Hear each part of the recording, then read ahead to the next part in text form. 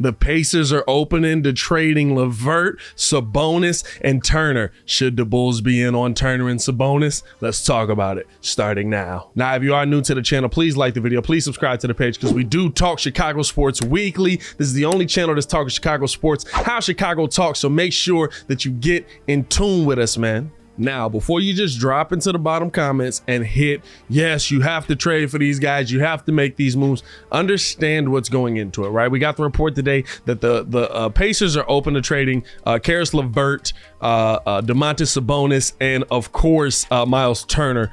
And so 3 big name players, they're going towards a rebuild. What does that mean that they would want back, right? And I've kind of put it in a trade thing. You know, the Bulls are kind of pretty much close to the cap, so you would have to move quite a few pieces in this situation. And the 3 pieces that I think they might want back that might actually give them some value, youthful pieces that'll be able to move forward that I've seen is to me, Kobe White, Patrick Williams, Troy Brown Jr., and possibly a future pick, you know what I'm saying?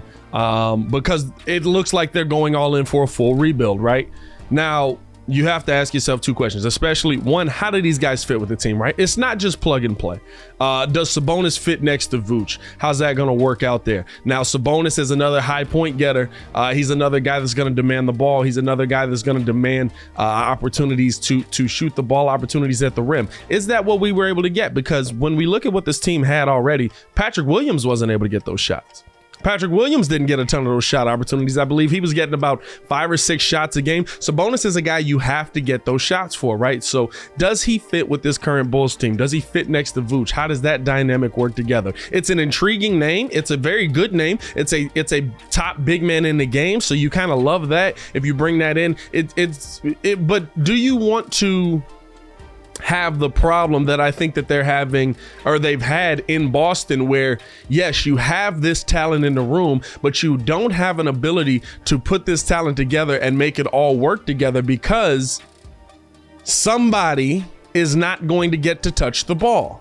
Yes, they did have Kyrie Irving, Jason Tatum, Jaylen Brown, Scary Terry. Yes, they did have all of those guys, but all of those guys on the same team were not as dynamic of a player because, well, Kyrie was still pretty dynamic and Tatum was too, but you didn't see the emergence of Jaylen Brown. You didn't see those guys work to the ultimate success because Jason Tatum wanted those shots that Kyrie Irving was going to get when he came back. Jaylen Brown was kind of coming into his own. You saw Marcus Smart doing some things for you. You saw, you know what I'm saying? So it's about fitting these pieces together. It's not 2K. I'm going to say that all year. You can't just grab them and plug them and play. I'm going to be honest with you. Sabonis is a great piece and a great asset, but I would have concerns about where you would replace his scoring. Are we going to bring Sabonis in here just to help Vooch get rebounds? You know what I'm saying? He's not really that kind of player. Vooch is clearly going to get his shots, and we saw that last night in that Denver game where the game plan was for Vooch to shoot the ball more.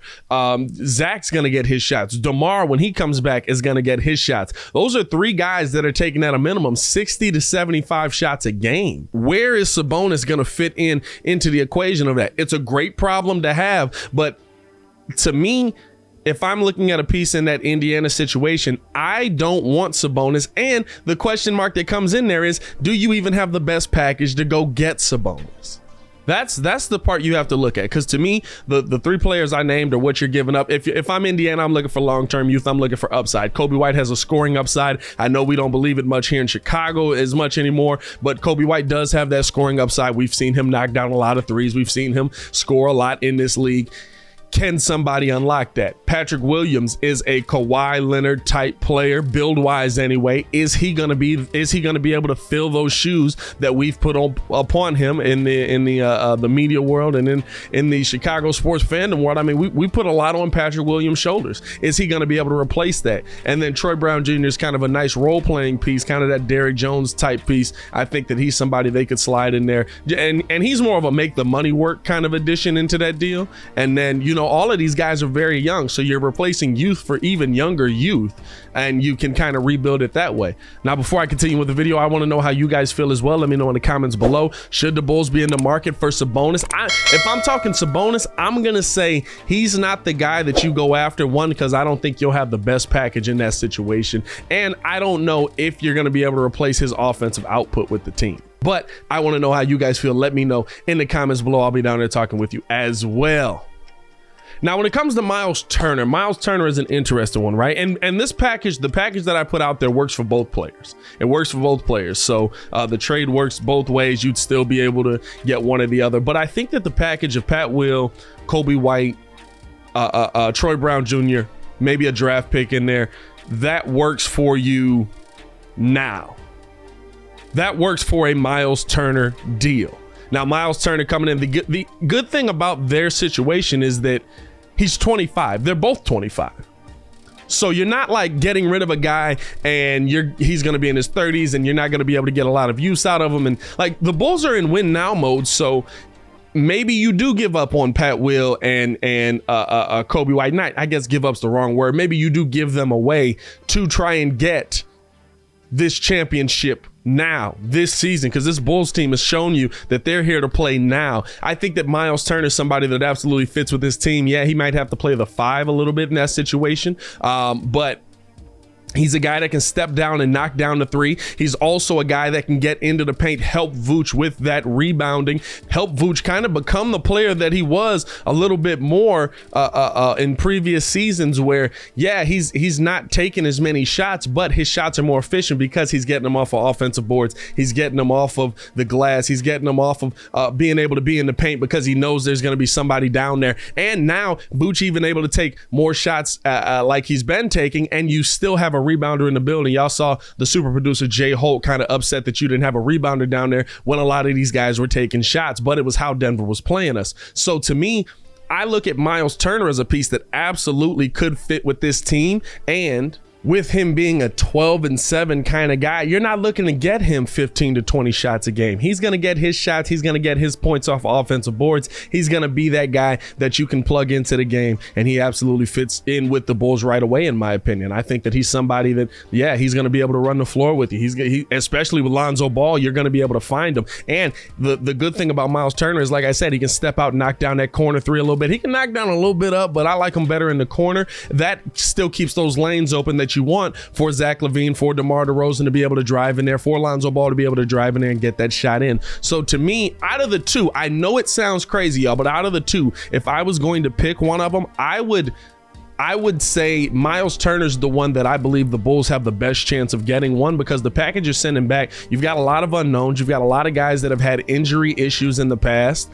Troy Brown is the one guy who's kind of been the healthiest out of that bunch, and he's kind of he's a nice player. He's not a oh my goodness player. He's a good little role player for you, but you're playing the upside game in this situation. If you're Indiana, I'm gonna play the upside. I might give you a guy that's 12-7. If you're going to give me 3 upside players and a pick versus a guy that's just about 18, 12, and 4. You know what I'm saying? A verified double-double a night. I'm not going to give you that for guys who have been injured their entire NBA career. So to me, if the Bulls are going to make a move, and I believe that AK should pick up the phone. And here's the caveat to all of this, right?